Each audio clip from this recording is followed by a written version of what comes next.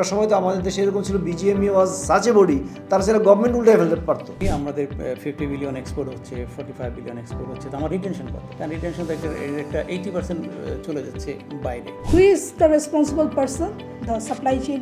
Backward industry যতদিন আমরা develop না করবো ততদিন আমাদের এই সাপ্লাই চেইন ঠিক হবে না।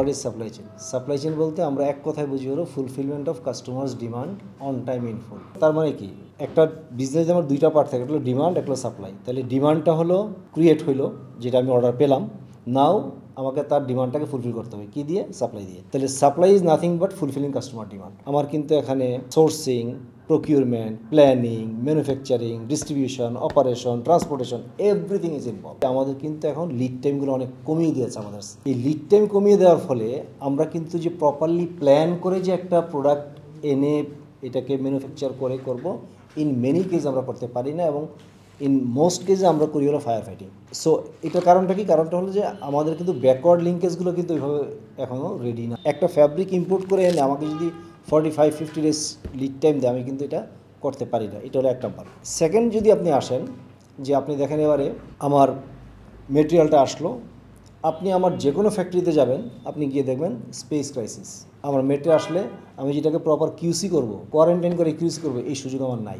সিমিলারলি থার্ড হচ্ছে হলো যে আমি যখন মালটাকে ইস্যু করতেছি, তাহলে ইস্যুটা কী হবে? আমার তো প্ল্যানটা অলরেডি কিন্তু আমি ফিল করে ফেলছি। মেনি অফ আওয়ার ফ্যাক্টরিজ আপনার কিন্তু আপনি দেখবেন যে এখনও ম্যানুয়াল প্রসেসে কাজ করবেন, অটোমেশন নাই, ইআরপি নাই। তাহলে আপনি দেখেন আমি প্ল্যানিংয়ে ফেল করলাম, আমি ওয়্যার হাউজিংয়ে আমি ফেল করলাম, আমার এখানে ডেটা ম্যানেজমেন্ট, রেকর্ডিং এবং রিপোর্টিংয়ে আমি ফেল করতেছি। আমার এখানে ওয়ার্কার আছে প্রচুর, কিন্তু আমার ইফিশিয়েন্ট ওয়ার্কার বা ইফেক্টিভ ওয়ার্কার ওই লেভেলে নাই, আমি করতে পারি নাই। কাজ করলে ইফিসিয়েন্সি, কিসের এফিসিয়েন্সি?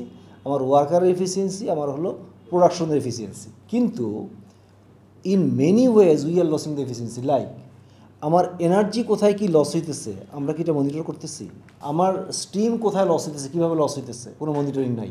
আমার এয়ার যে লস হইতেছে, লাইক কম্প্রেসার এয়ার যে লস হইতেছে, এটার কোনো মনিটরিং নাই, কোনো টুলসও নাই। ওয়্যার হাউস থেকে আমার মালটা ইস্যু হয়েছে, ফিনিশ গুডসে এখন আমার ওয়্যার হাউসে আসে নাই, কিন্তু এই যে ডব্লিউআইপিতে আমার কী পরিমাণ মেটেরিয়াল পড়ে আছে, এটা কী অবস্থায় আছে, এটা কোনো রেকর্ড বা কোনো রিপোর্ট কারোর কাছে নাই। আমি শ্রীলঙ্কায় একটা ফ্যাক্টরি ভিজিট করেছি, যখন কোনো মেটেরিয়াল আসে তারা কোনো কিউসি করে না, কোনো কিউসি চেক করে না। কেন করে না?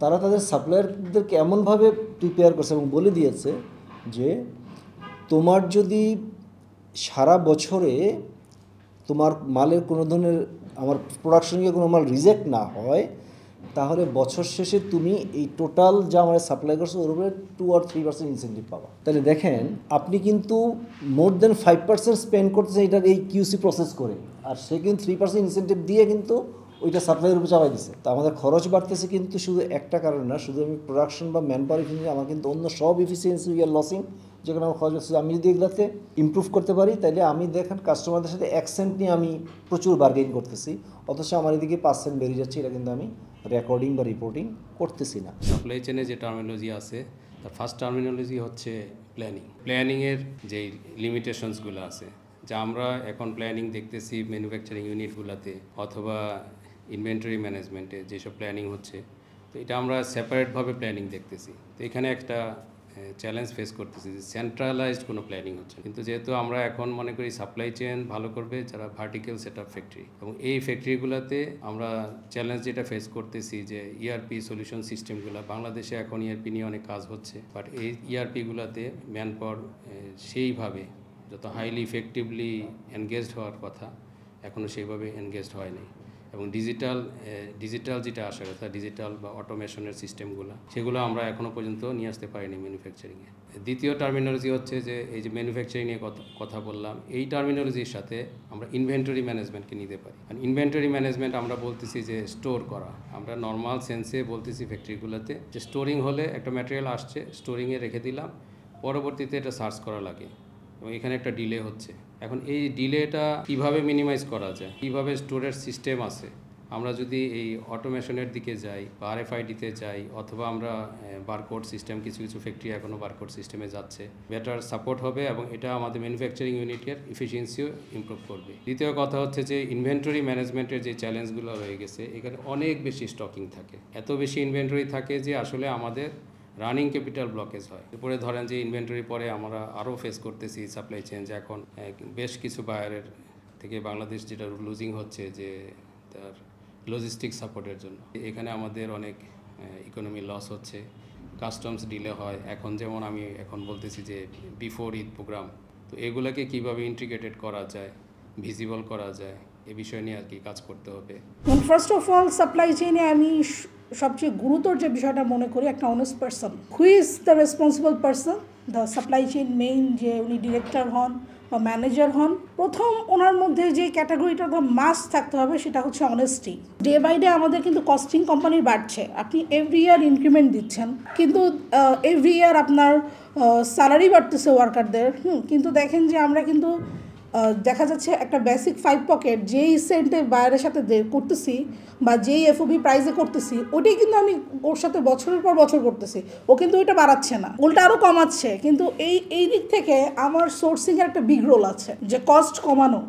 এবং এখানে মার্চেন্ডাইজার আমি মনে করি একটা বিগ রোল প্লে করে। আমি কখনোই আমার বড় কোয়ান্টিটি অর্ডার একজনকে দিই না। আমার যদি 40 টন হয়, আমার 20 টন একজন পাবে, 20 টন একজন পাবে, বিকজ সামহাউ যদি ও ফেল করে আমাকে অন্যজন সাপোর্টও করবে না। ডেফিনেটলি ভ্যালু চেনের একটা সাথে সাপ্লাই চেনের খুব নিবিড় সম্পর্ক। তো যে চেন যত দীর্ঘ বা লম্বা, সেইখানে কিন্তু রিস্ক তত বেশি। আমাদের এই সিকলটা আমরা খাটো করতে পারিনি। আমাদের 50 বিলিয়ন এক্সপোর্ট হচ্ছে, 45 বিলিয়ন এক্সপোর্ট হচ্ছে, তো আমার রিটেনশন কত? কারণ রিটেনশন তো একটা 80% চলে যাচ্ছে বাইরে। আমাকে বলা হলো যে আমার উইদাউট ডিউটি আমি র মেটেরিয়াল ইম্পোর্ট করতে পারবো, কিন্তু সাথে দেওয়া হলো কি HS কোড। HS কোড বন্ডে থাকতে হবে, ওই বন্ডের মধ্যে থাকতে হবে।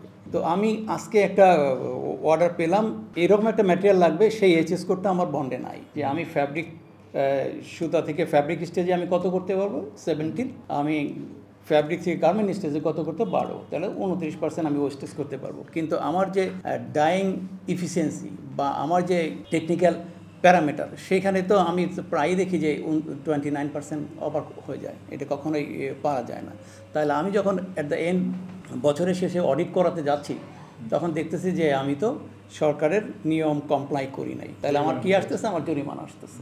যেমন ইয়ার্নের একটা SOP আলাদা হতে হবে, তারপরে আপনার অন্যান্য যে ম্যাটেরিয়ালসগুলো, সুইং অ্যাক্সেসরিজ, ফিনিশিং অ্যাক্সেসরিজ, এই জিনিসগুলি আলাদা আলাদা একটা SOP ক্রিয়েট করা উচিত। ম্যানেজারের এফিসিয়েন্সির উপরে তার টোটাল টিমটা বেস করে। দেখা যায় যে আমাদের কালচারে যে যত বেশি কুইকলি কোনো কিছু ইনহাউস করতে পারবে, এটাই সে সাকসেসফুলি ইনহাউস করেছে, এটাকে তাকে অ্যাপ্রিসিয়েট করা হয়। বাট এটা করতে যে ইনভেন্টরিটা নষ্ট হচ্ছে বা অন্যান্য জায়গায় ফিনান্সিয়াল যে লসটা হচ্ছে, এগুলো আসলে অনেকে ক্যালকুলেট করে না। তা আমাদের আসলে বিজনেস মডেলটা আমার মনে হয় যে আইডেন্টিফাই করা দরকার, যে আমরা আসলে কি বিজনেস মডেলে ফ্যাক্টরিটা রান করছে। বিজনেস মডেলটা যদি আমার আইডেন্টিফাইড হয় যে হ্যাঁ আমি ভলিউম বেসড কাস্টমার নিয়ে কাজ করছি অনলি, দেন আমাকে চিন্তা করতে হবে যে তাহলে আমি সাপ্লাই চেইনটা কীভাবে কাজ করব।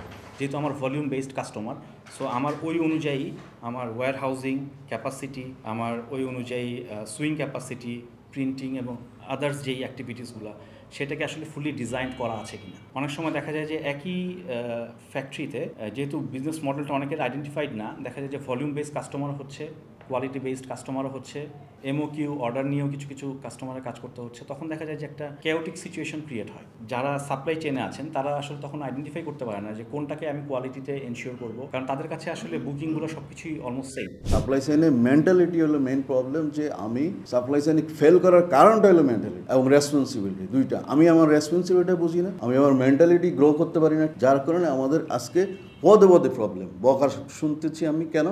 আমার রেসপন্সিবিলিটির কারণে। আমরা যদি আমাদের সবাই রেসপন্সিবিলিটি ঠিকমতো পালন করি এবং টাইমলি আমরা কাজ করি, আমাদের কোনো টেনশন নেই। সাপ্লাই চেইন নিয়ে মনে করে আমি আমার 12 বছরের চ্যালেঞ্জ পাইনি। সাপ্লাই চেইনের কস্টিং যদি আমরা কম্পেয়ার করি অন্যান্য দেশের তুলনায় অনেক বেশি, কারণ আমাদের হিউজ স্টক মেনটেন করতে হয়, যেটা ইন্ডিয়া, চায়না, টার্কি, পাকিস্তানে এগুলি করতে এই পরিমাণ স্টক মেনটেন সাপ্লাই চেনের জন্য করতে হয় না, কিংবা এই লিড টাইম এত তাদের সমস্যা হয় না। আমাদের যেটা সমস্যা হয়, টোটাল টেক্সটাইলের বললাম 20% গার্মেন্টস, বাকি 80% হলো ব্যাকওয়ার্ড। তাহলে আমরা 80%কে গুরুত্ব দিচ্ছি না, আমরা 20%কে গুরুত্ব দিচ্ছি, সেহেতু আমরা এই চ্যালেঞ্জের মধ্যে থাকবোই। একদম মানে ক্রিটিক্যাল আইটেমের মধ্যে বলি আমার হলো নিটিং এবং হলো ডাইং। এটা ভেরি ক্রিটিক্যাল, কারণ without knitting and dyeing I can not run my garments stitching show. অ্যাক্সেসরিজটা কেন আমার করতে হবে, এইটা আসলে আমি মনে করি এটা আসলে policy matters. Policy in what sense, আপনি যদি বলেন আমাদের ন্যাশন ওয়াইড আসলে কোনো সাপ্লাই চেইন পলিসি নাই, কিচ্ছু নাই, মানে আমরা বুঝি না। মেইন কন্ট্রিবিউশন তো 60% হলো ফেব্রিক এবং সাপ্লাই চেনের। এটা তো আমার পুরো আনসিকিউরড অবস্থা, আমি পুরোটা ইন্ডিয়া এবং চায়নার উপরে ডিপেন্ডেন্ট। তাহলে আমি কীভাবে সাপ্লাই চেইনসকে আমি কীভাবে ম্যানেজ করবো? ব্যাকওয়ার্ড ইন্ডাস্ট্রি যদি আমি 60%ই আমি ডিপেন্ডেন্ট হই, তাহলে আমার সাপ্লাই চেইন কোনোদিন এটা আমি কন্ট্রোলে রাখতে পারবো না। আমার কথাটা সেটা। সামনে নিট আইটেমের সমস্যা, কারণ স্পিনিং বাংলাদেশে বন্ধ হয়ে যাচ্ছে, তাহলে এটাও পুরো ডিপেন্ডেন্ট হয়ে যাবে আমার ইন্ডিয়ার উপরে। ইন্ডিয়া একটা সময় গিয়ে দেখা যাবে সে হয়তো বা তার ইন্ডাস্ট্রি ডেভেলপ হইতেছে, সে সেবা দিতে পারবে না, যেটা আমরা উজবেক কটনের ক্ষেত্রে হয়েছে। উজবেক নিজে স্পিনিং দিয়েছে, আমরা উজবেক থেকে ভালো কটন আনতাম, সেটা এখন আনতে পারতেছি না, এখন আমরা আফ্রিকা থেকে আনতেছি। মানে আমাদের চ্যালেঞ্জ আরও বেড়ে গেছে। সেহেতু আমরা যদি সাফিসিয়েন্ট না হই, তাহলে আমরা চ্যালেঞ্জ এটা ডে বাই ডে বাড়বেই, কোনোদিন কমবে না। এটা আমার এখানে টোটাল ইকোনমির 80% কন্ট্রিবিউট হচ্ছে এই ইন্ডাস্ট্রি। তাহলে এই ইন্ডাস্ট্রিকে আমি যদি সেভ করতে চাই, এটা যদি আপনি যদি এখন থেকে এটা যদি কেয়ারফুল না হন, বা আপনি ন্যাশনাল কোনো পলিসি ডেভেলপ না করেন, বিজিএমইএ, বিকেএমইএ বা আরও যারা আছেন, মানে ইভেন গভর্নমেন্টের লোক, এবং একটা সময় তো আমাদের দেশে এরকম ছিল BGMEA was such a body, তারা সেটা গভর্নমেন্ট উল্টে ফেলতে পারতো। এগুলো যদি এইভাবে করে যদি একটা আপনি প্রপার ইয়েতে নিয়ে আসতে পারেন, only then you can improve your supply chain efficiency. একবারে র মেটেরিয়াল থেকে শুরু করে মানে অর্ডার এক্সিকিউশন পর্যন্ত পুরো প্রসেসটাই হলো সাপ্লাই চেইন। এখন প্রত্যেকটা ডিপার্টমেন্টের মধ্যে ইন্টিগ্রেশন যদি না থাকে, তাহলে সাপ্লাই চেইন ফেল করবে। Integration is must. টোটাল ইন্টিগ্রেশনের যদি সাকসেস হয়, তাহলে সাপ্লাই চেইনটা সাকসেস হবে। সাপ্লাই চেইনের চ্যালেঞ্জ বলতে যে শুধুমাত্র র মেটেরিয়াল চ্যালেঞ্জ জিনিসটা এরকম না। প্রত্যেকটা ডিপার্টমেন্ট যে প্রবলেমটা ফেস করবে, সেটাই হলো সাপ্লাই চেইনের চ্যালেঞ্জ। যেহেতু পুরো এখানে একটা কোলাবোরেশন লাগবে, ডিপার্টমেন্টাল কোলাবোরেশন। TQM যেমন টয়োটা কি করে, টয়োটা দেখা যায় যে 8 থেকে 10 লাখ পিস গাড়ি তৈরি করে, 1 থেকে 2টা ফল্ট হয়। প্রসেস ইঞ্জিনিয়ারিংটা এমনভাবে করা, এখানে ফল্ট হবেই না। তো আমাদের এখানে যেটা আমরা যে প্রবলেমটা ফেস করি, সেটা হলো কারণ আমাদের তো স্পিনিং নাই, ইয়ার্নটা বাইরে থেকে পারচেস করতে হয়। তো ইয়ার্নের চ্যালেঞ্জগুলো কিন্তু আসলে হিউজ চ্যালেঞ্জ এখানে। এখন আমার তো কস্টিংয়ের 70% হলো র মেটেরিয়াল কস্টিং স্পিনিংয়ের, তাহলে আমি কত কটন আইনে এখানে রাখবো, সেটা তো আসলে সাপ্লাই চেইন কস্ট আমরা আরও বাড়ায় ফেলবে। কিন্তু এখানে যদি আমরা, যেহেতু কটনটা বাংলাদেশে ওইভাবে হচ্ছে না, তাহলে আমরা কি করতে পারতাম, অন্য সব দেশ যেমন ইন্ডিয়া, চায়না, পাকিস্তান, টার্কি সবার বন্ডেড ওয়্যার হাউস আছে র মেটেরিয়ালের ক্ষেত্রে, আমাদেরও বন্ডেড ওয়্যার হাউস আছে, কিন্তু আমরা ওই বন্ডেড ওয়্যার হাউস স্পিনারদের জন্য নাই, কিংবা র মেটেরিয়ালের জন্য নাই। আর বন্ডেড ওয়্যার হাউস মানে আমরা বুঝি যে বন্ডেড ওয়্যার হাউস মানে ডিউটি ফ্রি, কিন্তু আসলে বন্ডেড ওয়্যার হাউস মানে ডিউটি ফ্রি না, বন্ডেড ওয়্যার হাউস মানে free zone. India, China, Pakistan কেউ আজকে তোলা কিনতেছে, কালকে এই তোলাটা কালকে সুতা বানাতেছে, পরশু সেল করতেছে। আর আমরা প্রবলেম ফেস করি, আমরা আজকে তোলা কিনতেছি, এই তোলা আমাদের 2 থেকে আড়াই মাস পরে আফ্রিকা থেকে আসতেছে, তারপরে মার্কেট প্রাইস চেঞ্জ হয়েছে, তারপরে আমরা সুতা বানাচ্ছি, তারপরে আমরা সেল করতেছি। কিংবা ব্যাকওয়ার্ড ইন্ডাস্ট্রি যতদিন আমরা ডেভেলপ না করবো, ততদিন আমাদের এই সাপ্লাই চেইন ঠিক হবে না। আর কি যে 50 বিলিয়ন আমরা এক্সপোর্ট করতেছি, 20% গার্মেন্টসের, তার মানে 10 বিলিয়ন অ্যাকচুয়ালি আমরা পাচ্ছি, বাকি 40 বিলিয়ন চলে যাচ্ছে বাইরে। তাহলে আমরা 10 বিলিয়ন মানে আমরা রেমিটেন্স আছে 22 বিলিয়ন, 20-22, তার অর্ধেকেরও কম। লিভিং ওয়েজের কথা বলতেছি, যে ওয়ার্কাররা ডেফিনেটলি যে তার কস্ট বেড়ে গেছে, ডে টু ডে বা ডেইলি নেসেসিটি তার কেনার জন্য এখনকার দিনে তার যে ইনফ্লেশনের ধকল তাকে বহন করতে হইতেছে, কিন্তু আমি প্রাইস পাচ্ছি না। আমার ধারণা যে এখানে বাংলাদেশের যে গার্মেন্ট ইন্ডাস্ট্রিটা হয়েছে, এটা কোনো ইউনিক মডেল ফলো করে হয় নাই। এখানে ইকোনমিক্সের কোনো থিওরি কাজ করে নাই, এখানে মার্কেটিংয়ের কোনো পলিসি কাজ করে নাই। এটা হয়েছে বায়ার চাইছে, তাদের লো কস্ট দরকার, প্রোডাক্ট দরকার। আমরা আমাদের লেবারদেরকে এই জায়গায় পেয়েছি, সস্তা লেবার, এইটাকে আমরা ক্যাপিটালাইজ করছি। আমাদের যে প্রবলেমটা হয়েছে, এক্সেল জানে না বা এক্সেলের প্র্যাকটিস তাকে ERP দিতেছে, সেই কোম্পানি ERP করতেছে।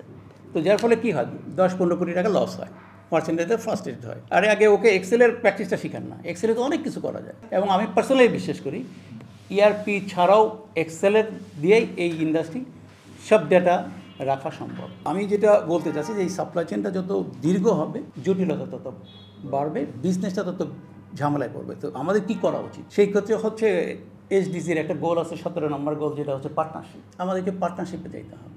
পার্টনারশিপটা কি, এই যে উনি বললো যে ব্রাজিল সরকারকে অফার দিছে, তো এই অফারটা এখন ইন্ডাস্ট্রিয়ালিস্টদের দায়িত্ব এটা বোঝানো যে এইটা আমাদের কেন নিতে হবে। আসলে যতটা সম্ভব এই সাপ্লাই চেনটাকে খাটো করে নেওয়া। যেমন আমাদের যারা কম্পিটিটর আছে পাকিস্তান বা চায়না বা ইন্ডিয়া, তারা কিন্তু সব কিছু তাদের উইদিন দেয়ার না, আমাদের কিন্তু এটা নাই। আমরা আবার যেটা বলি, ওই যে আমাদের ওয়ার্কারটাই হচ্ছে লো কস্ট ওয়ার্কারটাই হচ্ছে আমাদেরকে বেনিফিট দিচ্ছে, ওরাই হচ্ছে আমাদের একমাত্র শক্তি। এটা একটা বিগ ক্যানভাস, এই ক্যানভাসের ছোট্ট একটা পার্ট আমরা হয়তো আলাপ করলাম। তো এটার সাথে পলিসি জড়িত, এটার সাথে ব্যাংকিং জড়িত, এটার সাথে পোর্ট জড়িত, তো এটার সাথে অ্যানুয়াল অডিট জড়িত, যেহেতু আমাকে ফ্রি তারা দিচ্ছে।